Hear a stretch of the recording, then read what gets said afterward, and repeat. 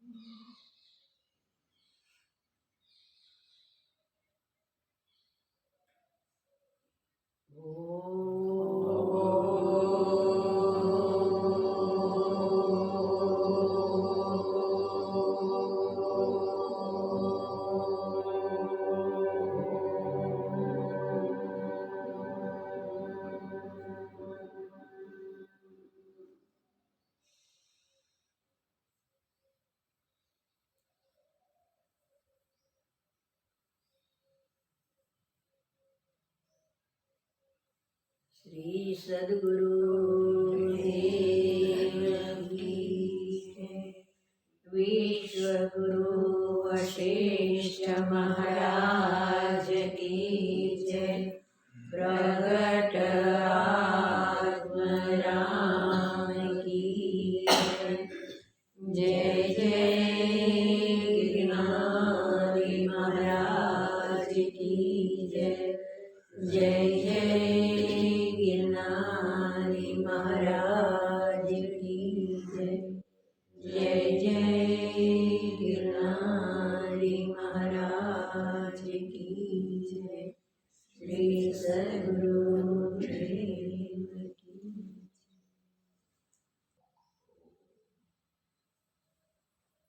ओम ओम ओम ओम ओम।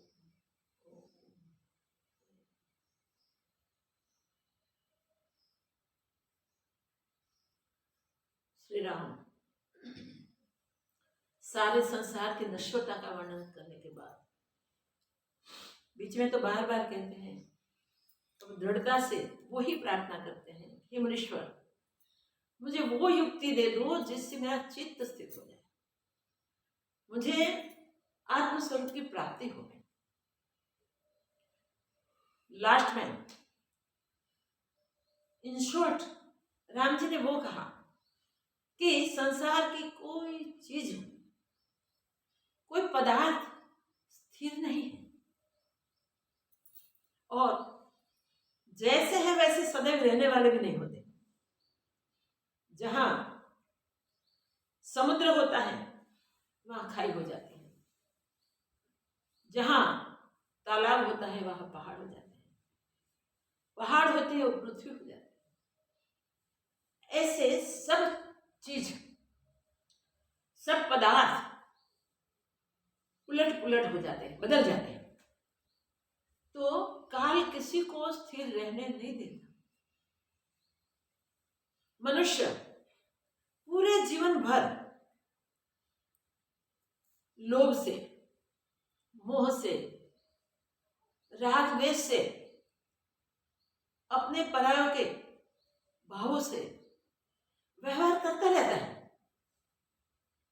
उस व्यवहार में उसे वो भी ख्याल नहीं रहता कि गति क्या होगी, परिणाम क्या होगा। वो राग द्वेष संयुक्त ही सारे कार्य करता रहता है, जिसमें लोभ और मोह मिले हुए होते हैं। स्वार्थ से ही वो जीता रहता है। ये सब करते करते उसे काल उठा ले जाता है, किसी को पता भी नहीं चलता कौन आया था, कौन ले गया, क्या हुआ। सब स्तब्ध हो जाते हैं। अरे ये तो मर गए। तब तक मनुष्य अपने आप को संभाल नहीं सकता और देखते हैं कि मर गया। वो तो उस शरीर में से निकलकर प्राणों पे आरूढ़ होके अपनी गति के अनुसार चला जाता है, उसके चित्त के ख्यालों के अनुसार धर्मराज के पास उसे पेश किया जाता है, क्योंकि धर्मराज के दूत उनको लेके जाते हैं। वह उसे अपने जन्म में किए हुए कर्म दिखाई दिए जाते हैं। आगे पीछे के सब कर्म प्लस माइनस होते होते जो परिणाम आता है वो उनको स्वयं को देखने को मिल जाता है, और वो वहां कुछ भी कह नहीं सकता। विष बन के जो स्थान मिलता है उस स्थान में उसे जाना पड़ता है। जो घर में भेज दिया जाता है उस घर में वो जाता है, देह रूपी घर में। और मनुष्य शरीर से निम्न मिले तो क्या स्थिति होगी। मनुष्य तन से निकला अधः योनि में जाए, क्या स्थिति। ईश्वर की बहुत दया है कि जीव को पूर्व जन्म याद नहीं रहता। ऐसे जीवन से क्या भरोसा जिसमें हम अपने आप को नहीं संभाल सकते। राम जी कहते हैं कि काल किसी को भी स्थिर नहीं रहने देता। ये मन परेशान कर रहा है, उनकी सत्ता इतनी जबरदस्त है कि मन की सत्ता निवृत्त हुए बिना कोई भी उपाय करे परम पद की प्राप्ति हो नहीं सकती। भगवान मुझे मन की सत्ता निवृत्त करने का उपाय बताइए। ये चित्त हमेशा विषयों से आकर्षित होता ही रहता है, तृष्णा से वो घिरा हुआ रहता ही है। जो जीवन में नहीं संभल पाए वो आखिर तो कहां से संभल पाएंगे। चित्त अगर हम वो विचार करें कि अगर वश हो जाए तो काम बन जाए, अगर वश करना प्रबल पुरुषार्थ के बिना संभवित नहीं है। राम जी बार बार अपनी मनस्थिति का वर्णन करते हुए एक ही बात कहते हैं, कुछ भी करे, कितने भी उपाय करे, ये मन की सत्ता निवृत्त नहीं होगी।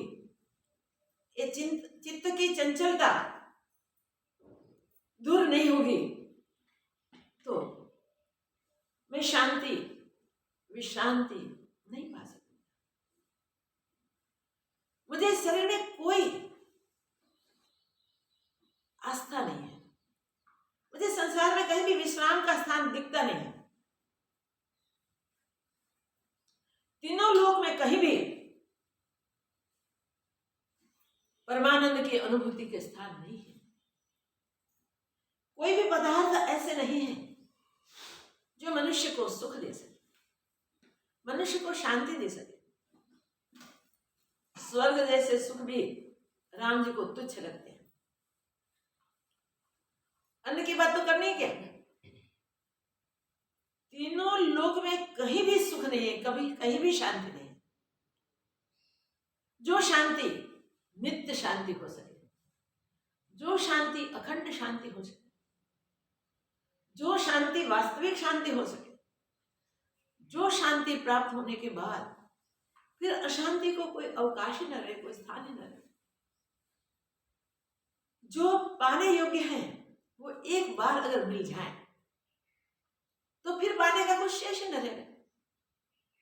जो जानने योग्य है एक बार हम जान ले तो जानने के लिए कुछ बाकी न रहे। वो पद के लिए राम जी आतुर हैं। वो पद की प्राप्ति की युक्ति के लिए बार बार प्रार्थना करते हैं विश्वामित्र जी को। बार बार कहते हैं मुनीश्वर मुझे वो युक्ति प्रदान कीजिए, मुझे वो उपाय कहिए जिससे मैं अपने निज स्वरूप में, नित्य स्वरूप में, वास्तविक स्वरूप में हमेशा हमेशा के लिए स्थिर हो जाऊं। आप कृपा करके, एक ही मेरी वांछना है, एक ही इच्छा है, यही मांग है, यही प्रार्थना है, कृपा करके वही उपाय बताइए जिस उपाय से मेरा मन अमन हो जाए, शांत हो जाए, मेरा चित्त चैतन्य होकर अपने स्वभाव में हमेशा हमेशा के लिए स्थित हो जाए। राम जी बार बार इन नश्वरता को दिखाते हैं जगत की, बार बार सब पदार्थों की क्षण भंगुरता को वर्णन करते हैं, बार बार कहते हैं काल के ग्रसे हुए सब स्वाभाविक काल के ही ग्रास है। उसे संभलने के लिए किसी के पास सामर्थ्य नहीं है। राम स्वयं कहते मेरे में बल नहीं है, मेरे में सामर्थ्य नहीं है, तो और की तो बात ही क्यों करें। हम कैसे बात कर सके कि हमारे क्या हाल हवाल होंगे। जब स्वयं भगवान कहते हैं, स्वयं राम जी कहते हैं महाराज ये युक्ति मैं नहीं जानता, इसलिए शांति से बैठ गए हैं। इस युक्ति की प्राप्ति के लिए हमने ये प्रकरण के प्रारंभ में ही देखा कि जब तीर्थाटन करके वापस आए, सप्ताह तक उत्साह रहा, उत्सव हुआ, अपने नित्य कर्म राम जी करते रहे। राजपुत्र राजकुमार योग्य जो भी नित्य कर्म होते हैं वो राम जी करते थे। कुछ ही दिनों में वो एकांत में जाके बैठे। एकांत में जाने का कोई कारण नहीं था, सब प्रकार की सुख सुविधा थी, सब प्रकार के जो भी चाहिए वो सब व्यंजन उसके लिए तैयार रहते थे। जो जगतिक सुख कहिए उसमें किसी में भी कोई कमी नहीं थी। सारा राज परिवार, सब प्रजाजन राम जी को हमेशा प्रसन्न प्रसन्न देखना चाहते थे। राम जी ऐसे कुमार थे जैसे कौमार्य से, जैसे व्यक्तित्व से सब कोई प्रभावित थे, मगर एक विचार प्रभाव के मन में ऐसा चला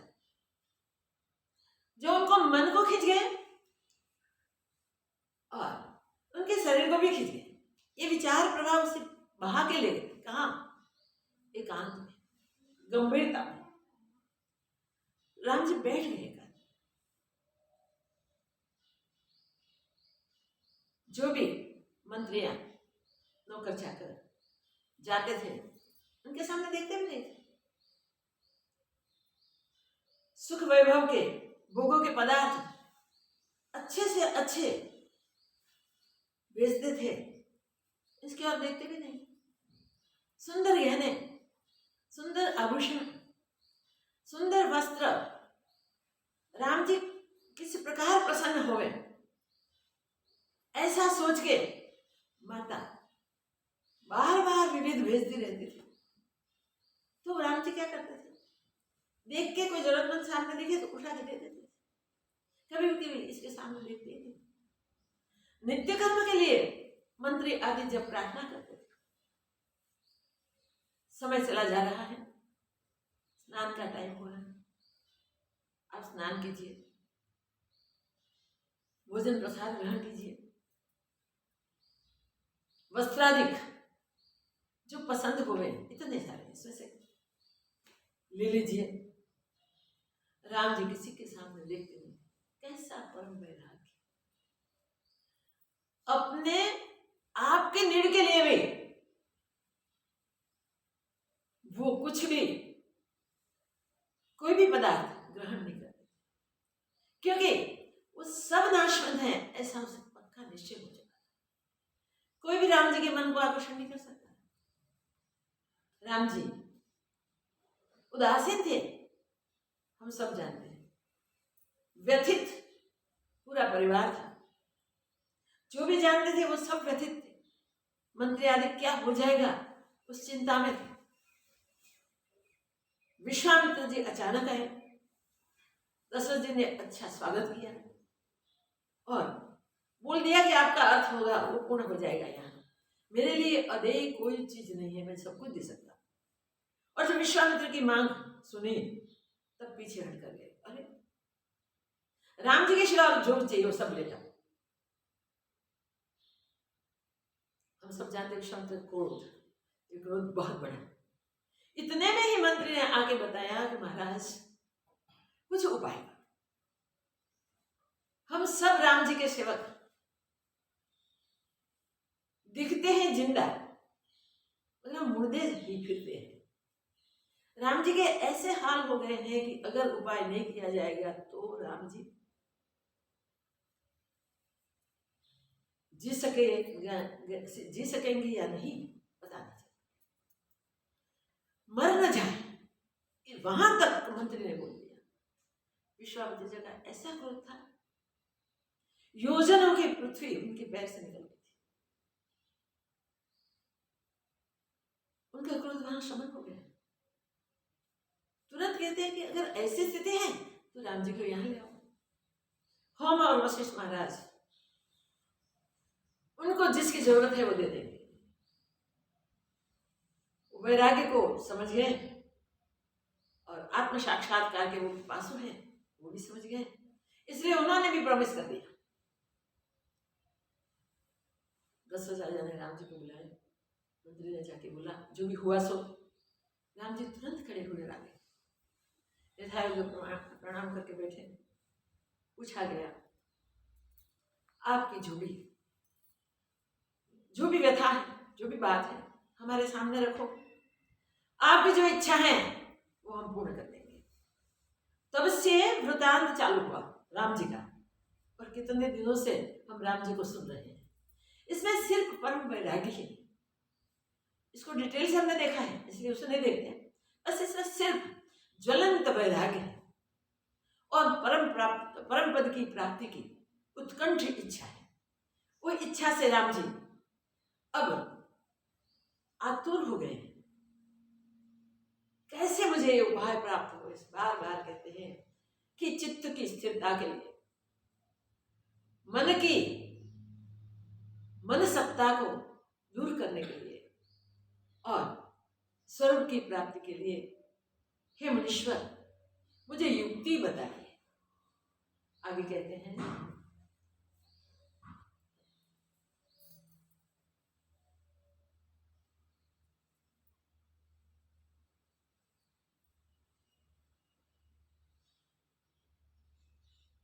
संसार रूपी वन में भोग रूपी सर्प रहते हैं और जीव को काटते हैं। संसार रूपी वन में भोग रूपी सर्प रहते हैं, वो जीवों को काट देते हैं। उनसे बचने का उपाय कहिए। उससे बचने का, उस सर्पों से, भोगों से बचने का उपाय कहिए। जितनी क्रिया है वे राग द्वेष से मिली हुई है। सब व्यवहार, सब क्रिया राग द्वेष से मिश्रित है, राग द्वेष से मिली हुई है। इससे वही उपाय कहे जिससे राग द्वेष का स्पर्श प्रवेश न हो। इसे ऐसा उपाय होता है, वही उपाय होता है ये कि जिससे राग द्वेष का उसमें प्रवेश न हो। क्रिया हो गई और उसमें राग द्वेष का प्रवेश न हो। एक एक शब्द बहुत सोच समझ के सुनना है और उसका मंथन करना कार्य करें उसमें राग द्वेष बिल्कुल न मिले, सावधानी से हमें व्यवहार करना है। राग द्वेष के साथ मिली हुई है, इससे वही उपाय कहिए जिससे राग द्वेष का प्रवेश न हो और संसार समुद्र में पड़ के तृष्णा रूपी छल का स्पर्श न हो। संसार रूपी समुद्र में पड़े मगर तृष्णा रूपी छल का हमें स्पर्श न हो। और ऐसा उपाय भी कहिए जिससे राग द्वेष का स्पर्श न हो। राग द्वेष का स्पर्श न होए, तृष्णा का स्पर्श न होए। क्रिया करें मगर इसमें राग द्वेष न हो। मन में जो मन रूपी सत्ता है वही युक्ति से दूर होती है, अन्यथा दूर नहीं होती। मन की मन रूपी सत्ता वही युक्ति से दूर होती है जिसमें भोगों की इच्छा न होए, क्रिया में कोई राग द्वेष न होवे, सब क्रिया स्वरूप में स्थित रह के हो सके। मीनिंग ये है उसकी निवृत्ति के अर्थ आप मुझसे युक्ति कहिए जो आगे जिसको जिस प्रकार निवृत्ति हुई है, जिसको जिस प्रकार निवृत्ति इसकी हुई है उस युक्ति मुझे कहिए। और जिस प्रकार आपके अंतःकरण में शीतलता हुई है वह कहिए। आपके अंतःकरण में भी शीतलता हो गई है तो वो शीतलता जिस प्रकार हुई है उस प्रकार मुझे बताइए। हे मुनीश्वर, जैसे आप जानते हो सो कहिए, और जो आपने ही वह युक्ति नहीं पाई तब मैं तो कुछ नहीं जानता। आप जिस प्रकार जानते हैं वो मुझे कहिए, अगर आपने ही नहीं जाने तो मैं तो कुछ नहीं जानता। आपने नहीं पाई है तो मैं कैसे पा सकूं? मेरे पास तो कुछ नहीं है। अब राम जी वहां जा रहे हैं कि हम इस शरीर को कैसे भी छोड़ देंगे, जैसे सब कंचुकी छोड़ता है वैसे खाना पीना सब छोड़ के बैठ जाऊंगा और मैं कुछ नहीं करूंगा, ये झूठे शरीर को मैं छोड़ दूंगा, ऐसे ही सूख जाएगा। मैं सब त्याग कर निरंकार हो रहूंगा और जब तक वह युक्ति मुझको न प्राप्त होगी तब तक मैं भोजन जलपान और स्नानादि क्रिया और किसी संपदा और आपदा का कार्य न करूंगा। मैं कोई कार्य नहीं करूंगा, संपदा का कार्य करूंगा ना आपदा का कार्य करूंगा। मैं ऐसे ही बैठा रहूंगा, अहंकार से छुटकर। अहंकार नहीं करूंगा कभी भी, और खाना पीना और कोई व्यवहार कुछ भी नहीं करूंगा, बैठा रहूंगा, निरंकार होऊंगा, निरहंकार हो के रहूंगा। यह न मेरी देह है न मैं देह हूँ, न मेरी देह है यह न मैं देह हूँ। सब त्याग के बैठा रहूंगा, सब कुछ त्याग के मैं बैठ जाऊंगा, बैठा रहूंगा। जैसे कागज के ऊपर मूर्ति विचित्र होती है, कागज पे लिखी हुई मूर्ति चित्र जो बनाया है वो ऐसे ही स्थिर रहती, अचल रहती है, वैसे मैं अचल रह जाऊंगा, वैसे ही वो रहूंगा। श्वास आते जाते आप ही क्षीण हो जाएगा। श्वास जब तक प्रारब्ध है तब तक आते जाते रहेंगे, फिर आप ही क्षीण हो जाएंगे। जैसे तेल बिना दीपक बुझ जाता है वैसे ही अनर्थवान देह निर्वाण हो जाएगी। ये अनर्थवान देह आप ही आप निर्वाण हो जाएगी। जैसे तेल बहाते बिना दीपक निर्वाण हो जाता है वैसे ये देह आप ही आप निर्वाण हो जाएगी। तब महाशांति पाऊंगा, तब महाशांति पाऊंगा। निरंकार होकर बैठा रहूंगा, देह में मेरी अहंकार नहीं होगी, तो ये शरीर जब छूट जाएगा तब मुझे महाशांति मिलेगी। इतना कहकर वाल्मीकि जी बोले, हे भारद्वाज, अब ऐसे कहकर शिष्य भारद्वाज को कहते हैं, ऐसे कहकर राम जी चुप हो रहे, जैसे बड़े मेघ को देखकर मोर शब्द करके चुप हो जाते हैं। जैसे बड़े बादलों को देखकर मोर शब्द करता है, बोलता है, फिर शांत हो जाता है, वैसे इतना कहकर राम जी शांत हो गए, चुप हो गए। इतना कहकर वाल्मीकि जी बोले, हे पुत्र, जब इस प्रकार रघुवंश रूपी आकाश के रामचंद्र रूपी प्रेम से सुन रहे हैं कि वाल्मीकि जी को भाव आता है, कहते कहते हे पुत्र, देखिए ऐसे जब इस प्रकार रघुवंश रूपी आकाश के चंद्रमा रूपी रामचंद्र रूपी चंद्रमा बोले, तब सब मौन हो गए। सब मौन हो गए, सवा सारी स्तब्ध हो गए और सबके रोम खड़े हो गए। मानो रोम भी खड़े होकर राम जी के वचन सुनते हैं। माने सबके रोम खड़े होकर राम जी को सुन रहे हैं, राम जी के वचनों को सुन रहे हैं। और सभा में जितने बैठे थे वे सब निर्वासना रूपी अमृत के समुद्र में मग्न हो गए। ये सुनकर सभा में जो भी बैठे थे वो निर्वासना रूपी समुद्र में स्थित हो गए। कैसे स्थिति, कैसे निर्वासना? निर्वासना रूपी समुद्र जिसमें हमेशा हमेशा के लिए शांत हो गए। वशिष्ठ जी, वामदेव, विश्वामित्र आदि जो मुनीश्वर थे और दृष्टि आदि मंत्री, राजा दशरथ और मुनीश्वर थे, जितने मंत्री थे, राजा दशरथ और सब मंडलेश्वर, चाकर, नौकर और माता कौशल्या आदि सब मौन हो गए। माताएं, नौकर, चाकर सब शांत हो गए। जो भी थे वो सब शांत, अर्थात सब अचल हो गए। सब अचल हो गए। पिंजड़े में जो तोते और बगीचे में जो पशु आदि थे, सो पक्षी आलय में बैठे थे, वे भी सुनकर मौन हो गए। बगीचे में जो पशु थे, पिंजड़े में जो पैरट आदि थे, पक्षी जो थे, वो सब मौन हो गए, सब शांत हो गए। जो चंचल में चंचल प्राणी थे वो भी सब शांत और स्थिर हो गए। आकाश में पक्षी जो निकट थे वे भी स्थिर हो गए। आकाश में उड़कर जो पक्षी वहां से निकट से जा रहे थे वो वहां आकाश में स्थिर हो गए।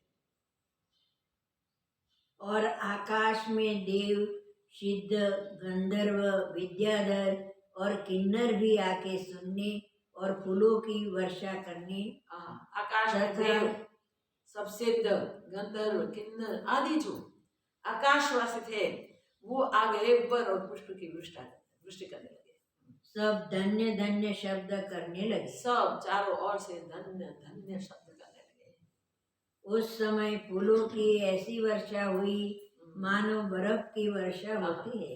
बर्फ की वर्षा जैसे होती है वैसी फूलों की वर्षा वहां हुई। और क्षीर समुद्र के तरंग उछलते आते थे। वहां क्षीर समुद्र के सारे तरंग उछल उछल कर आते थे। मानो मोती की माला की वृष्टि होती। क्षीर समुद्र होने लगी, दूध का समुद्र, उसको वो उमट उमट कर आ रहा था, तो उससे जो बूंदे उड़ती थी वो मोतियों की माला जैसे लगती थी। जैसे माखन के पिंड उठते हो, इस प्रकार आंधी उड़ी और आंधी घड़ी पर्यंत फूलों की वर्षा हुई। आधी घड़ी पर्यंत फूलों की वर्षा होने लगी। जैसे मक्खन उड़ता हो वैसे आधी घड़ी पर्यंत पुष्प वृष्टि होती रही और बड़ी सुगंध फैल गई। सर्वत्र बड़ी सुगंध फैल गई। फूलों पर भंवरे फिरने लगे और बड़ा विलास उस काल में हुआ। ये सब फूल जो बरसाए गए उस पर भंवरे घूमने लगे, सब सुगंध देख के आ गए। आकाशचारी आकाश में ये सुनने के लिए आ गए। तो और जब सब जगह से मुनीश्वर आदि, ऋषिश्वर आदि, साधक, तपस्वी जो भी, जिसको भी इसका पता चला कि राम जी ये वैराग्य से अपने बयान कर रहे हैं, वर्णन कर रहे हैं, तो सब सुनने के लिए आ गए। सब नमो नमः शब्द करने लगे। सब एक साथ नमो नमः नमो नमः नमो नमः शब्द करने लगे। राम जी को सब नमस्कार करने लगे। वो सब जगह उठ के तो आ नहीं सकते, अपने अपने स्थान से नमो नमः करके प्रणाम करने लगे। और देव बोले, हे कमल नयन रघुवंशी, आकाश में चंद्रमा रूप तुम धन्य हो। देवता कहते हैं, हे रघुवंशी, जैसे आकाश में चंद्रमा, ऐसे रघुवंश में तुम धन्य हो। आज तक तुम्हारे जैसा रघुवंश में कोई नहीं आया। मैंने बड़े श्रेष्ठ स्थान देखे हैं और बहुत प्रकार के वचन सुने हैं, जैसे तुमने वचन कहे वैसे हमने कभी नहीं सुने। हमने बहुत स्थान देखे हैं, बहुत वचन भी सुने हैं, पर जैसे वचन तुमने कहे वैसे कहीं भी नहीं सुने। वाह! यह वचन सुन के हमारे जो देवताओं का अभिमान था सो सब निवृत्त देवता हो कहते गया। हैं, ये आपके वचन सुनकर हमारा देवता होने का जो अभिमान था ना, वो सब गल गया, सब छूट गया। और अमृत रूपी वचन सुनकर हमारी बुद्धि पूर्ण हो गई। अमृत रूपी आपके वचन सुनकर हमारी बुद्धि भर गई, पूर्ण हो गई।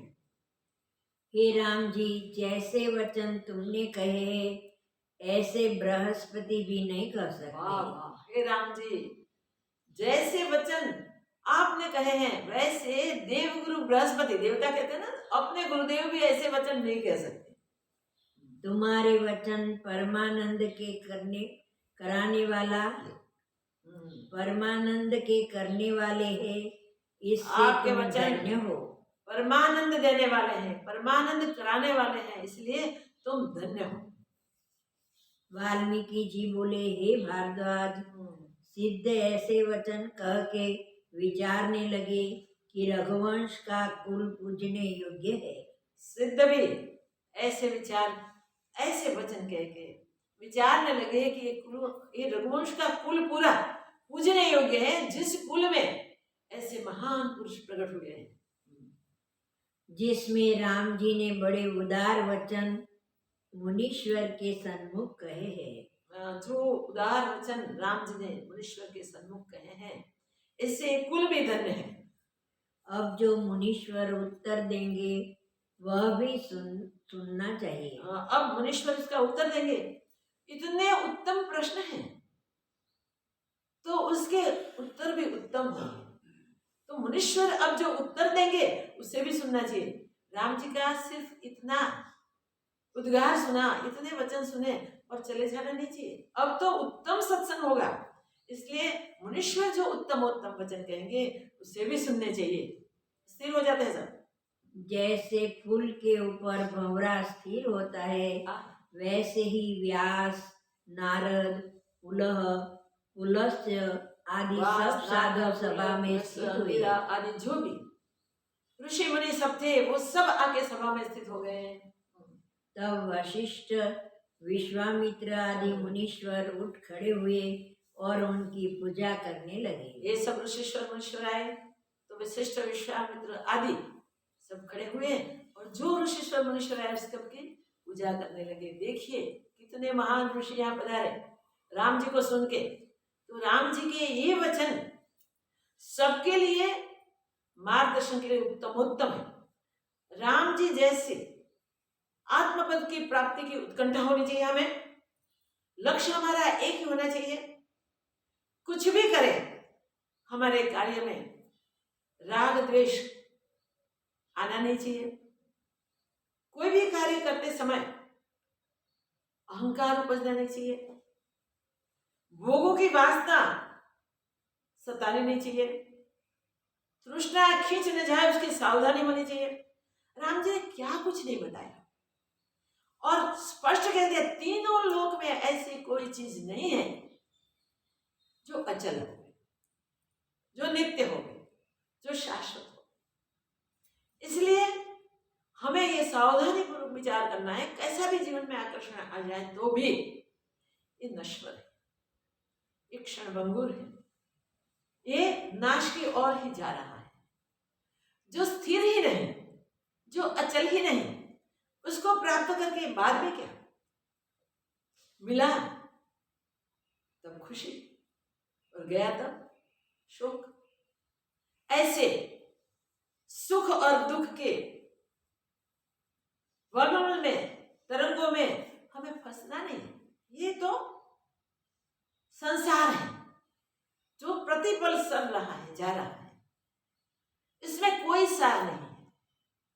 निश्चय करके हम देखें राम जी के वर्णन से तो इस संसार में कोई सार नहीं। तो हमें संसार के कोई भी पदार्थ पर कोई भी लाभ हो ऐसा दिखे तब भी हमें उससे आकर्षित नहीं होना है। इस प्रकार सावधानी से हम व्यवहार करेंगे क्योंकि प्रारब्ध योग से रहना तो संसार में है सबको। अपने अपने प्रारब्ध के अनुसार अपने अपने कार्य हमारे सामने आएंगे, वो अवश्य करने हैं, क्योंकि वो छोड़ देना वो तो उचित नहीं है। हम बाकी भुगतने के लिए फिर आएंगे, ऐसे छोड़ देंगे नहीं। जो भी हमारे हिस्से में जो कर्म हमारे सामने आते हैं वो आत्म स्वभाव में स्थित होकर करने हैं, और वो आत्म स्वभाव में जो स्थित हो गया उसे राग द्वेष लोभ मोह तृष्णा कुछ भी भोग आदि को सता ही नहीं सकेंगे, सवाल ही नहीं। इसलिए एक ही बात है, अहंकार रहित हो जाए, देह का अहंकार न होवे, और देह के लाभ के लिए कोई स्वार्थ, कोई लोभ, कोई मोह, किसी से कोई राग द्वेष, अपना पराया कोई भाव होवे ही नहीं। सतत चल रही सृष्टि को देख के अचल परमात्मा हमारा लक्ष्य बन जाए। जो जाता है उसको हम जाने दें, एक स्वरूप की और ही हम लगे रहें, कैसे मिले कैसे मिले कैसे मिले, ऐसी ज्वलंत जिज्ञासा। इसलिए व्यवहार की शुद्धि या राम जी वैराग्य अंगीकार कैसे हो सके वो दिखा दे, कैसे हम वैरागी हो सके। जैसे राम जी वैरागी हो गए ऐसे हम भी वैरागी हो सकते हैं। वैरागी होने के लिए हमें क्या क्या करना चाहिए, ये प्रथम प्रकरण को बहुत बार सुनना चाहिए या पढ़ना चाहिए। उसके अनुसार चिंतन मनन करके इसी के अनुसार जीना हम शुरू कर देंगे तो हमारा वैराग्य भी इतना ही प्रबल हो जाएगा। और हमारे लिए वहां जैसे सब ये ऋषि मुनि सिद्ध आदि आप पहुंच गए, वो सब हमारे कल्याण के लिए कैसे न कैसे योग हो जाएगा और कोई न कोई उपस्थित हो जाएंगे जिससे हमारा मार्गदर्शन होगा और हम अवश्य इसी जन्म में स्वरूप की प्राप्ति कर लेंगे। तो ये देखिए, सिद्ध लोग कहते हैं कि अभी तो ये सत्संग सुनना ही चाहिए। राम जी के इतने उत्तम जो वचन है वो तो देवता लोग कहते, बृहस्पति भी नहीं कह सकते। ऐसा ज्ञानोपदेश देवताओं के गुरु बृहस्पति भी नहीं कर सकते, तो अन्य की तो बात ही क्या करनी। तो अब तो जो उत्तर मिलेंगे वो भी हमें सुनने चाहिए, ये सबके कल्याण के लिए। इसी समय सब ऋषिश्वर मुनीश्वर पधारे जो श्रेष्ठ संसार में रहते, तो विश्वामित्र जी ने, वशिष्ठ जी आदि ने खड़े होकर उन सबका पूजन स्वागत किया। पहले राजा दशरथ ने पूजा की और फिर नाना प्रकार से सबने उनकी पूजा की। पहले राजा दशरथ ने, उनके घर थी ये सभा, वहां सब पधारे थे, इसलिए राजा ने खड़े होकर सबसे पहले सब महाऋषियों की पूजा की, फिर सबने पूजा की और यथा योग्य आसन के ऊपर बैठे। सबको यथा योग्य आसन दिए गए, सब यथा योग्य आसन पर बैठे।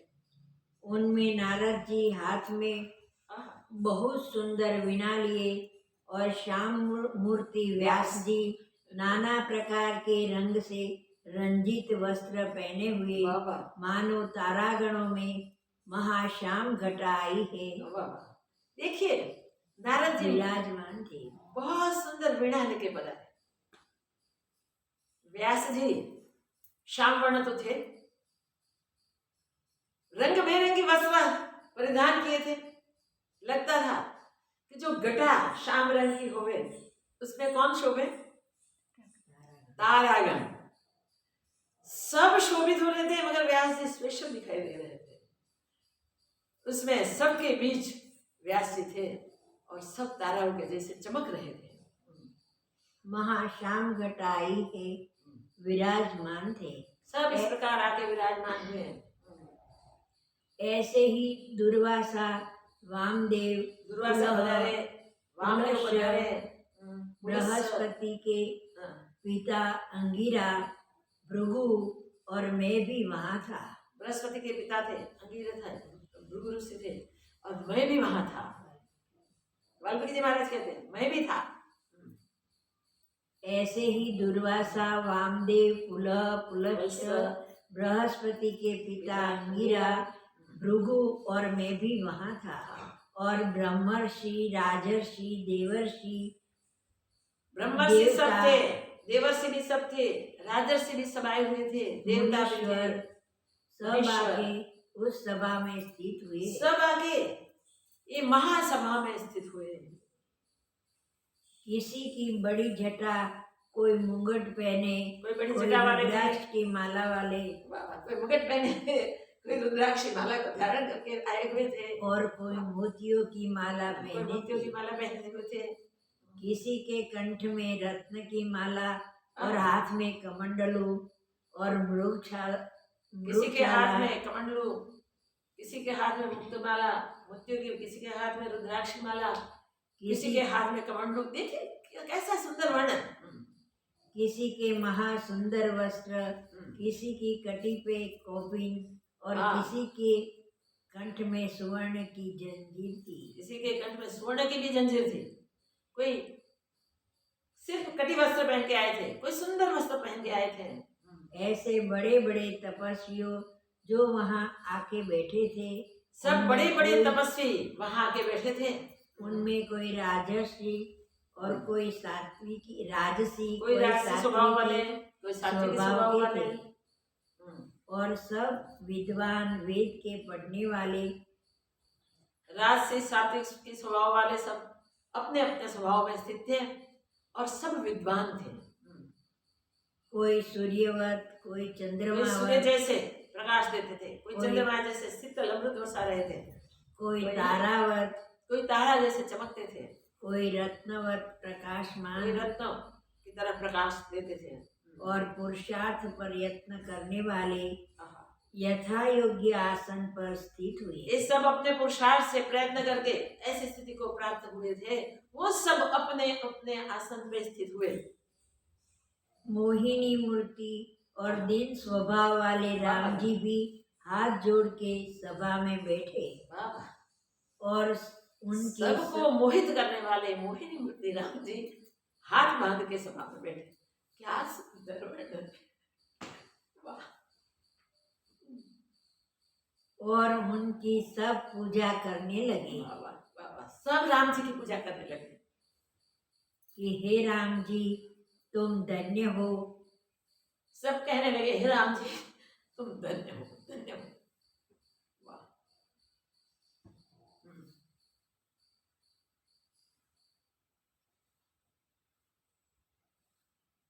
नारद सबके सन्मुख कहने वाह वाह। लगे नारद जी हे खड़े राम हुए जी, सबके सन्मुख कहने लगे हे राम जी तुमने बड़े विवेक और वैराग्य के वचन कहे जो सबको प्यारे लगे।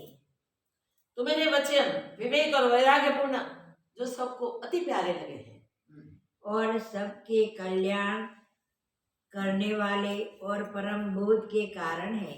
सबके कल्याण करने वाले वचन है, परम बोध के कारण है। देखिए भगवान कितनी कृपा, जीवों के कल्याण के लिए बोला नहीं जाता, क्या भगवान करते हैं।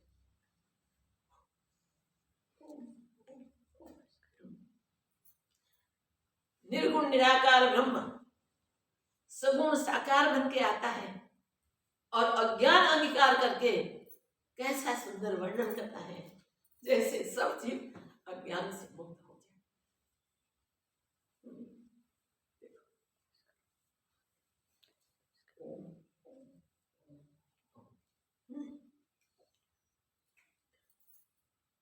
कोई बात नहीं।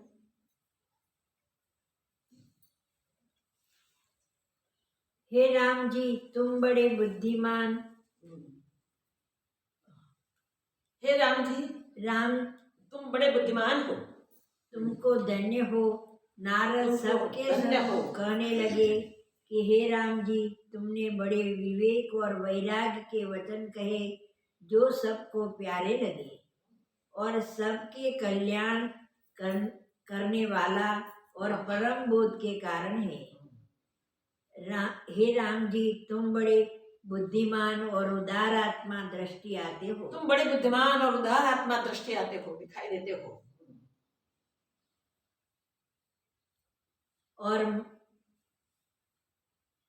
और महावाक्य का अर्थ तुमने प्रकट वाह किया है। वेद के महावाक्यों का अर्थ तुमने प्रकट कर दिया, तुमसे प्रकट होता है। ऐसे उज्जवल पात्र साधु और अनंत तपस्वियों में कोई विरला ही होता है। ऐसे उज्जवल पात्र साधुओं में तपस्वियों में कोई विरल ही होता है। जितने मनुष्य हैं, वे सब पशु से दृष्टि आते हैं, जितने सब मनुष्य हैं वो पशु जैसे दिखते हैं, क्योंकि जिसको संसार समुद्र के पार होने की इच्छा है और जो पुरुषार्थ पर यत्न करता है वही मनुष्य है। जो संसार समुद्र से पार होने की इच्छा रखता है और जो पुरुषार्थ से यत्न कर रहा है वही सच्चे अर्थ में मनुष्य है। वो जिज्ञासु ही मनुष्य कहलाते हैं। चलो, ये मनस्थिति है भाई।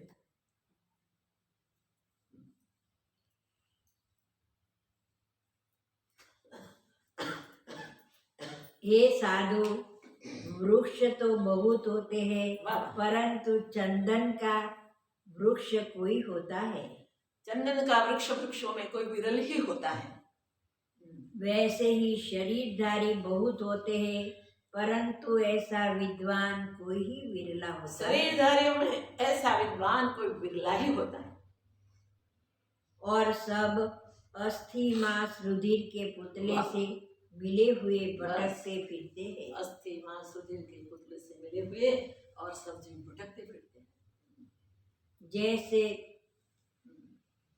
यंत्र की पुतली होती है, वैसे ही अज्ञानी जीव है।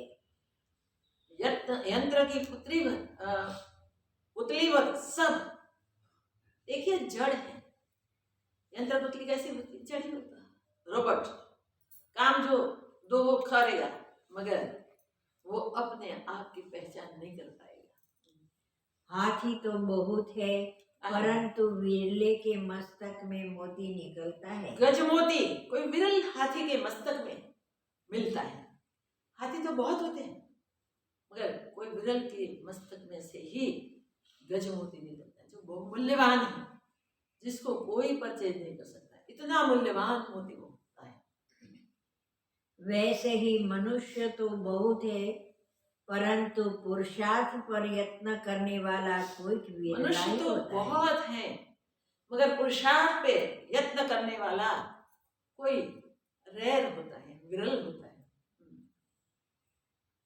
जैसे वृक्ष बहुतेरे है, परंतु लवंग का वृक्ष कोई विरला ही न होता। वृक्ष तो बहुत होता है, मगर लवंग का वृक्ष विरल ही होते हैं। जैसे चंदन के वृक्ष कहीं रेयर मिलते हैं, वैसे लवंग का वृक्ष भी रेयर मिलते हैं। वैसे ही मनुष्य बहुत है, परंतु ऐसा कोई विरला ही होता है। मनुष्य तो बहुत है, मगर ऐसे कोई विरल ही होते हैं। ऐसे पात्र से थोड़ा अर्थ कहा भी बहुत हो जाता है। ऐसे पात्र से कहा हुआ थोड़ा कहा हुआ भी उसका अर्थ परिपूर्ण होता है, बहुत हो जाता है। जैसे तेल की बूंद थोड़े ही जल में डालिए तो फैल जाती है, वैसे ही थोड़े वचन तुम्हारे हृदय में बहुत होते हैं। थोड़े वचन ऐसे पुरुषों के हृदय में बहुत हो जाते हैं। जैसे पानी में तेल की थोड़ी बूंद डालो पूरे फैल जाते हैं, वैसे ही ऐसे वचन हृदय में पूर्ण भर जाते हैं, फैल जाते हैं। तुम्हारी बुद्धि बहुत विशेष है। तुम्हारी बुद्धि सबसे विशेष है, बहुत विशेष है। और दीपक सी प्रकाश वाली और बोध का परम पात्र है। दीपक जैसे प्रकाश करने वाली और बोध का परम पात्र है। कहने मात्र से ही तुमको शीघ्र ज्ञान होवेगा। सिर्फ कहने मात्र से तुमको शीघ्र ज्ञान हो जाएगा। तुमको और विशेष उपदेश की जरूरत नहीं, थोड़ा कहने मात्र से ही तुमको ज्ञान हो जाएगा। और जो हमारे सामने तुमको ज्ञान न हो तो जानना कि हम सब मूर्ख बैठे हैं। नारद जी ने पुकार के कह दिया कि हमारे सामने जो तुमको ज्ञान न हुए तो समझना हम सब मूर्ख बैठे हैं। वाह, धन्य हो राम, धन्य हो। कितनी सुंदर बात, अब कहा नहीं जाता, बोला नहीं जाता, सब अनुभव करते हैं, सब अनुभव में स्थिर हो जाए। आज का सत्संग यहाँ विराम देते हैं, कल नया प्रकरण शुरू करेंगे। ओम पूर्णमदः पूर्णमिदं पूर्णात् पूर्णमुदच्यते पूर्णस्य पूर्णमादाय पूर्णमेवावशिष्यते। ओम शांति शांति शांति। ओम त्र्यंबकं पुष्टिवर्धनम् उर्वारुकं वन्दनान् मृत्युमुक्षीमां ततः। ओम त्र्यंबकं पुष्टिवर्धनम् उर्वारुकं वन्दनान् मृत्युमुक्षीमां ततः। ओम त्र्यंबकं पुष्टिवर्धनम् उर्वारुकं वन्दनान् मृत्युमुक्षीमां ततः। ओम त्र्यंबकं पुष्टिवर्धनम् उर्वारुकं वन्दनान् मृत्युमुक्षीमां ततः। ओम त्र्यंबकं पुष्टिवर्धनम् उर्वारुकं वन्दनान् मृत्युमुक्षीमां ततः। ओम त्र्यंबकं पुष्टिवर्धनम् उर्वारुकं वन्दनान् मृत्युमुक्षीमां ततः। ओम त्र्यंबकं पुष्टिवर्धनम् उर्वारुकं वन्दनान् मृत्युमुक्षीमां ततः। ओम त्र्यंबकं पुष्टिवर्धनम् उर्वारुकं वन्दनान् मृत्युमुक्षीमां ततः। ओम त्र्यंबकं पुष्टिवर्धनम् उर्वारुकं वन्दनान् मृत्युमुक्षीमां ततः। ओम त्र्यंबकं पुष्टिवर्धनम् उर्वारुकं वन्दनान् मृत्युमुक्षीमां ततः। ओम त्र्यंबकं पुष्टिवर्धनम् उर्वारुकं वन्दनान् मृत्युमुक्षीमां